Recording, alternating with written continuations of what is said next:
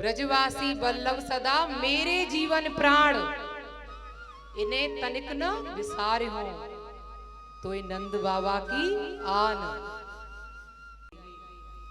क्योंकि जो भक्त होता है ना, वो जब खाली बैठता है तब कृष्ण से बात करता है, और जब किसी के साथ बैठता है तो कृष्ण की बात करता है।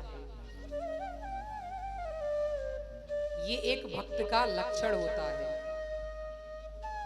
हमारे बाबा ज्ञा प्रसाद जी महाराज, बाबा ऐसे थे, लक्ष्मी नारायण मंदिर में जब बाबा अपना भजन करते थे ना, तो दान घाटी मंदिर के पास में ही लक्ष्मी नारायण मंदिर है गोवर्धन में। तो ब्रजवासी लोग आ ही जाते थे बाबा से मिलने के लिए।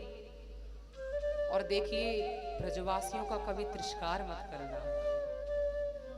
ये आप हमारे संगीत वाले सारे भैया देख रहे हो ना, इनकी जो टीम है ये सब ब्रजवासी हैं। जितना ज्यादा हो सके इनकी सेवा कर लो, ठाकुर जी खुद ही प्रसन्न हो जाएंगे। ब्रजवासी बल्लभ सदा मेरे जीवन प्राण, इन्हें तनिक न विसार हो, तो ये नंद बाबा की आन। तो ब्रजवासी श्री कृष्ण को बहुत प्रिय हैं। और देखो, हमारे बाबा ज्ञा प्रसाद जी महाराज जो थे, वो ब्रजवासियों के प्रति इतनी निष्ठा रखते थे। चलिए आज आपको बता ही दें उनके विषय में थोड़ा सा।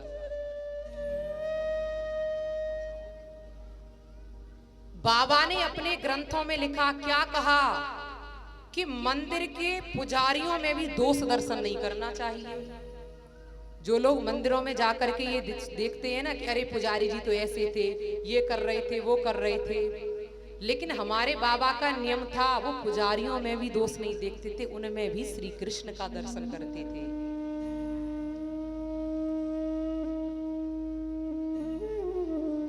ब्रज की रज में श्री कृष्ण का दर्शन, ब्रज की लता पताओं में श्री कृष्ण का दर्शन। गिरिराज जी की नित्य परिक्रमा करते थे बाबा। गिरिराज जी की परिक्रमा करने से श्री कृष्ण में प्रेम बढ़ता है। क्योंकि कलयुग में साक्षात श्री कृष्ण को यदि देखना है तो गोवर्धन जाइए और गिरिराज जी के रूप में देखिए। और हमारे बाबा ज्ञा प्रसाद जी महाराज को भी सचल गिरिराज कहा जाता है। कहते हैं जो गिरिराज जी आप देखोगे गोवर्धन में, वो तो अचल है, वो चल नहीं सकते, वहीं की वहीं स्थिर हैं। लेकिन हमारे बाबा पूरे 21 किलोमीटर में सोहनी सेवा करते थे। उनका नियम था, आज गोविंद कुंड पे सोहनी सेवा करनी है, तो कल उद्धव कुंड पे सोहनी सेवा करनी है, कल मानसी गंगा पे करनी है। और हृदय में ये भाव रहता कि मेरे बाल कृष्ण लाल अपने नन्हे नन्हे चरण कमलों से इन ब्रज की लता पताओं में, ब्रज की रज में खेलते हैं, कहीं मेरे लाला को कांटा लग गया तो कितनी पीड़ा होगी। इस भाव से बाबा सोहनी सेवा करते। सोहनी सेवा का बड़ा महत्व है। आप पांडाल में आकर के यदि सोहनी सेवा भी कर रहे हो ना, तो उसका भी ध्यान गोविंद रखते हैं। और देखो, जब परिक्रमा लगाते तो बाबा एकदम मौन हो जाते, केवल भगवान नाम जप, हरे कृष्ण कृष्ण कृष्ण हरे हरे, हरे राम राम राम हरे हरे। परिक्रमा लगाने वालों के लिए एक सावधानी, परिक्रमा लगाते समय वार्ता नहीं करनी चाहिए। आजकल तो देखते हैं लोग किस प्रकार से परिक्रमा लगा रहे हैं। जो मन में आ रहा है वो गा रहे हैं, जो मन में आ रहा है वो पी रहे हैं। ब्रज को गंदा करने से तो अच्छा है कि अपने घर पर ही रहे। यदि आप धाम में जा रहे हैं तो धाम की महिमा को समझें। ये नहीं वहां जाकर के जो मन में आया वो कर लिया। तलेटी तो श्री गिरिराज जी की है और गाने अश्लील अश्लील गाए जा रहे हैं। गोवर्धन महाराज वैसे हंसते होंगे, क्या कहा जाए उन लोगों के लिए जो भगवान के मंदिर भी जाते हैं तो केवल केवल गंदगी करने के लिए।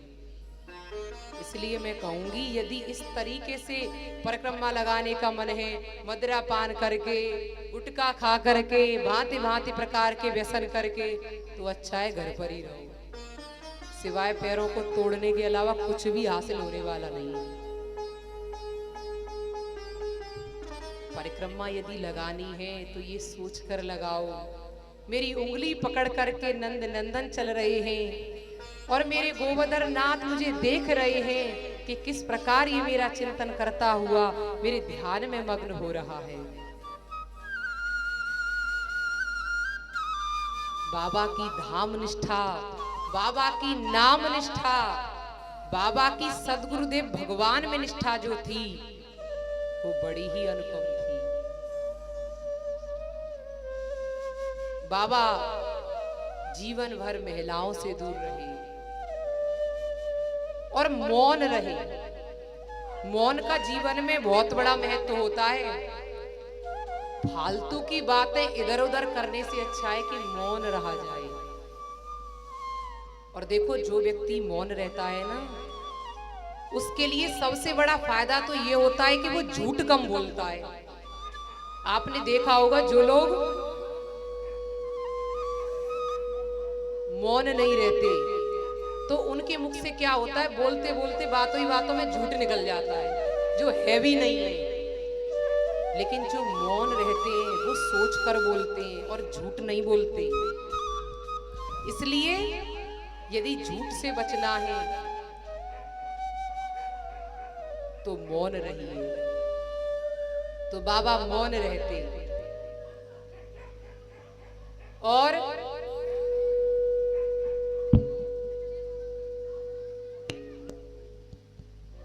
गोवर्धन की तलेटी में बाबा विचरण करते रहते।